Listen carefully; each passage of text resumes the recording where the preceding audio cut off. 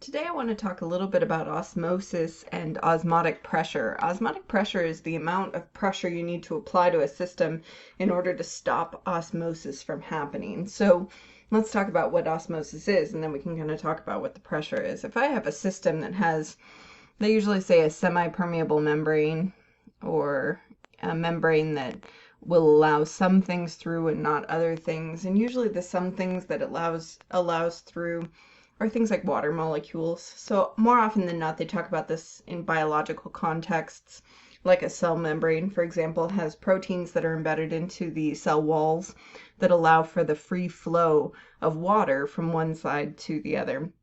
So if my water molecules here are my O's, and my X's here are solute particles, kind of whatever they are, ions or whatever molecules are in there, then osmosis is the movement of water. So it's really all about this guy here.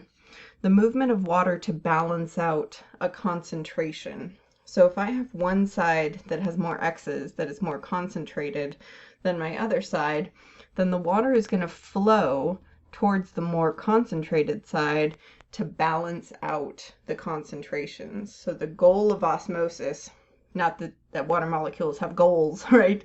But the energetic drive for osmosis comes from balancing concentrations between two things that are divided by something where water can move between. Now this is slightly different than diffusion, because diffusion would say that the particles would spread out, right? We'd say that the particles diffuse through a system and they'll move out to spread out and give themselves as much space as possible. Osmosis is specifically the movement of water.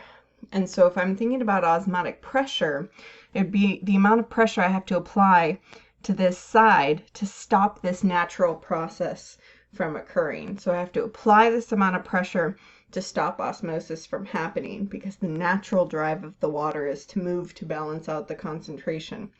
Now this is a colligative property because the greater the difference in our solutions there, so the concentration of my solution is going to impact the amount of pressure, the drive for these water molecules to move to balance things out. So the greater the difference, the greater the pressure.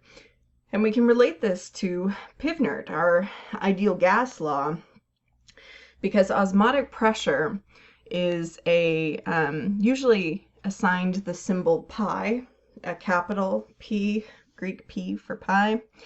So that's my pi, that's osmotic pressure. And if we rearrange PV equals nRT, then we get kind of N over V RT, and N over V, of course, is a molarity. So if we change our pressure to pi and our N over V, our moles per liter, to a molarity, then we end up with the expression for osmotic pressure, which is that the osmotic pressure is equal to mRT. So it's related to Pivnert, which is kind of a familiar equation for those who have studied some chemistry. So this is our equation for osmotic pressure. It relates the gas constant R to whatever pressure units we're measuring. So we could be in whatever pressure units you want to, atmospheres, millimeters of mercury, torr, bar, kilopascals. And then this is your absolute temperature in Kelvin. So because we're still thinking gas laws, the units on R have temperature in Kelvin, so we need to convert our temperatures to Kelvin if they aren't already there. Now using this information, we can solve for osmotic pressure for given conditions of a system. So this is asking for the osmotic pressure in atmospheres of 20 degrees at 20 degrees Celsius.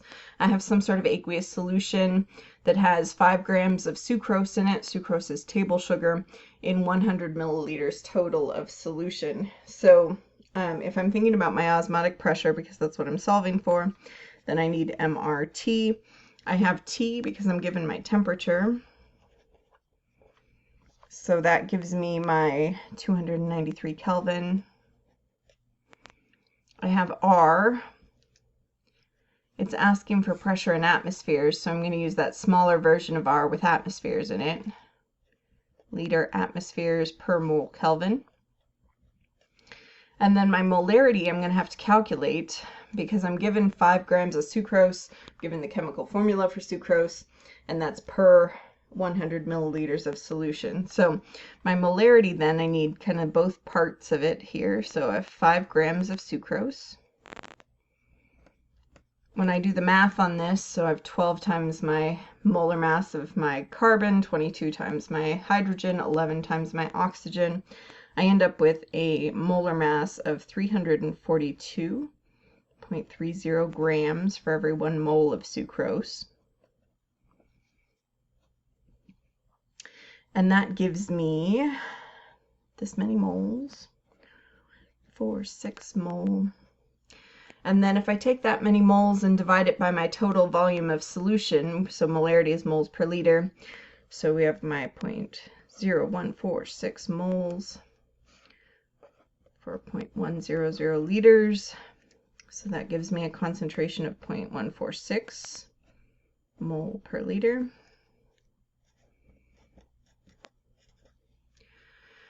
Then I can plug that into my equation. So I have my concentration, and I have my R,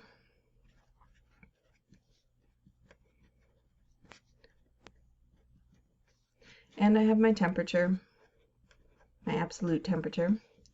And then if I'm doing kind of unit analysis, just to make sure that I set this up correctly, then my Kelvin divide out, my moles from my molarity divide out, my liters from my molarity divide out, and I'm left with a pressure in atmospheres.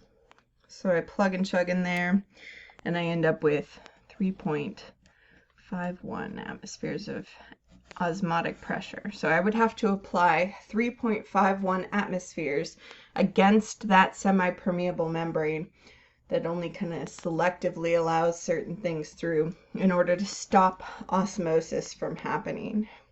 Okay? All right, so that's kind of osmotic pressure, relates back to PV equals nRT, relates to colligative properties because it's something that is dependent on the concentration. So the concentration changes, this property changes, and it's important, especially in biological systems. If you have any questions on this, don't hesitate to reach out. Otherwise, I'll talk to you again soon.